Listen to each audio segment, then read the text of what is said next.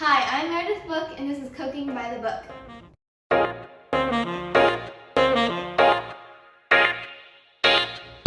On this episode, we're cooking with Mr. James Cutton. You will remember him from his time with the OSU Buckeyes as a quarterback sacking, speedy defensive end during the 1998 and 1999 seasons. James is from Cleveland and first played at the City College of San Francisco before joining the Buckeyes. He helped the Buckeyes win a Big Ten championship in 1998 and was voted OSU's most outstanding lineman in 1999. One claim to fame is sacking Michigan quarterback Tom Brady twice in the Big House. He was drafted by the Chicago Bears in 2000 and also spent time playing in the Canadian Football League. So thank you for joining me today. I saw pictures of your family. You seem a lot bigger than them. Do you know how that happened? Oh yeah, well my dad was a pretty good athlete, very athletic, and my mom was an athlete as well, a track star in high school, and so the combination between them two made me. But my dad has an older brother that's about 6'5", and my mom has an older brother that's about 6'5" as well, so I think I probably just snuck a little bit of their gene pool, because I'm about 6'3" and a half, 6'4". Mm-hmm. I used to think I was 6'4", but now I'm technically like 6'3", so I've shrunk a little bit. The older I get, I shrink. I'm really excited to hear about your OSU days, but what are we making today? We're going to be making my favorite. My dad showed me a special recipe that his mom showed him, and so I'm excited to share it. We're going to be making French toast and some savory sausage today, some sausage patties. So your dad taught you this? Can you tell me a little bit about your relationship with your dad? Yeah, me and my dad, we got an awesome relationship. We spent tons of time together, going to the gym, playing basketball. My dad was a really good athlete, played college basketball and college baseball, so that's kind of where I get a lot of my athletic ability from. And that's where I get a little bit of my cooking ability from. My mom was a good athlete as well. Can't leave her out. So, but my mom was a really good cooker too, but it was just like my dad would have me over and we would hang out and he would make breakfast, and that was like our time to bond. And so he showed me how to crack eggs just like that. He's doing an excellent job at that as well. So however much milk in you want, and I'll whisk it. All right. So what I typically do, I just eyeball it. I don't use a measuring glass. My daughter gets on me about that. She'd be like, you gotta measure it to the T. So this is for you, Veronica. We have measured milk. And I think that, let's just dump it all in. Add a little bit of cinnamon, that's perfect right there. I was looking over some of your OSU highlights. What was your favorite memory from OSU? Oh, I actually have a couple of favorite memories. I always like to showcase my speed and agility, and so there was one play in particular. We were playing Penn State University up in Penn State, Happy Valley, and I was able to track down and run down their fastest player on their team. So he got away, and I caught him 60 yards down the field and saved a touchdown. Now, my most memorable play, and a lot of Buckeye fans probably remember this, but I was the last player to sack Tom Brady twice in the Big House, so I kind of feel like I made him famous. Yeah.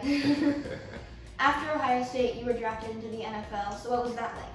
Oh, that was a dream come true. It was something that I dreamt about as a kid, and when I got that phone call, the Chicago Bears drafted me on, the year was 2000. I had a whole bunch of family, close friends around, and we were just kind of like celebrating because we were anticipating, at least I was praying, like, oh my God, please let me get drafted, because I had worked so hard. Yeah. And that was a dream come true. So that was like one of my memorable moments as a person, and an achievement.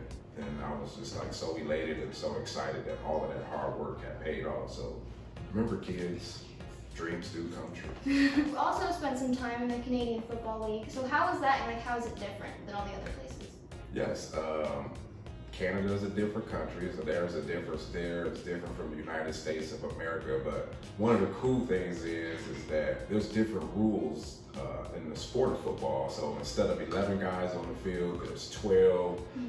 The defense and offense have to be separated by 1 yard, and so that's real different because that gives you enough time as a defender to take advantage of an offensive lineman or there's an advantage for the offense because the wide receivers are coming downhill, forward motion, and so there's a lot of craziness going on. There's no fair catch rule, and so there's just like a little small nuances, but at the end of the day, you have to tackle the guy with the ball. But Canada was a great opportunity for me because we ended up winning the whole championship, and I was really excited about that. So I got a nice big diamond ring for winning what they call the Grey Cup up in the Canadian Football League. We have a few minutes while the skillet is heating up, and in my past episodes, we had Tim teach me about kicking, and we had Mr. Fry teach me how to throw. So what can you teach me about? Well, I can teach you what I know how to do best, and that is pass rushing. I can teach you how to sack a quarterback. We went outside, and James was teaching me pass rushing, and it took me a second to get, but Valerie was swinging in the back, and I think she might have been my good luck charm.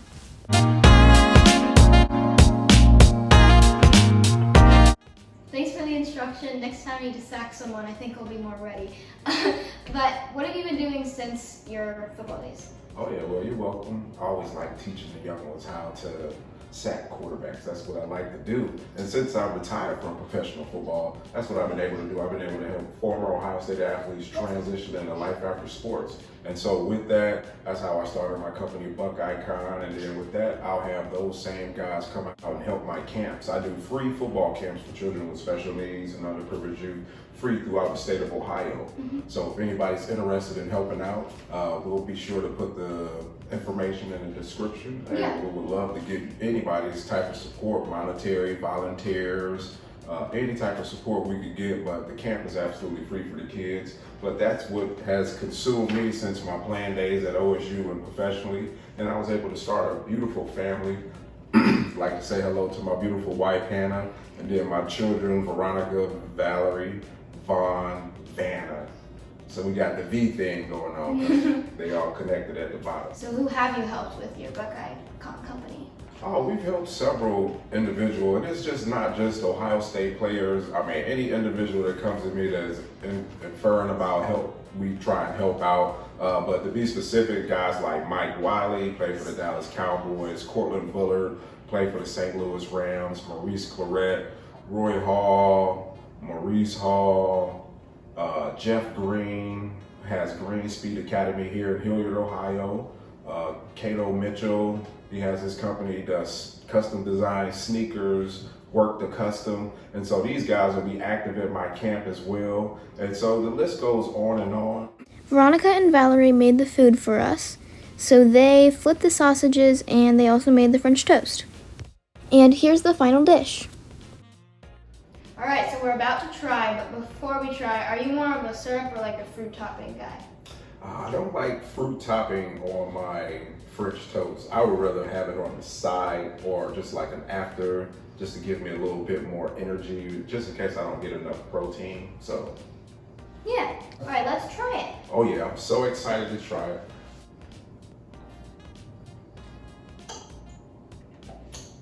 I gotta have mine. Oh, you're I gonna have to add do it? a combination. You gotta have the sausage with the toast so you can.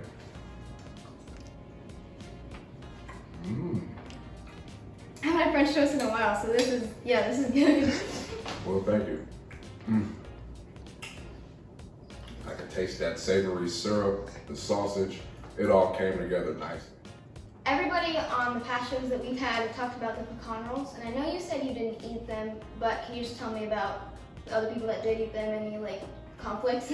Oh yeah, a lot of my teammates at The Ohio State University, they serve them at the golf course. And so it was a part of the pregame meal that we had the night before the games. And so guys would just be in this craze, and that's all you would hear at dinner talk. Who's getting whose rolls, who's getting whose pecan rolls. And like I said, they would literally get into wrestling matches over these pecan rolls, and guys would challenge each other. If you pin somebody, you got their pecan rolls, and that's how serious it was. But it was all in good spirits. It's like, thankfully nobody got hurt right before the game. Or else, you know, they'd be like, how did they get hurt? Over pecan rolls? Wrestling over pecan rolls? I don't think that would have made the front page of the dispatch. Hilarious, actually. I really appreciate the opportunity for you to let me show you my secret recipe that's been in my family for a few years. Yeah, of course. Thank you for coming on. That closes the book on this episode. See you next time.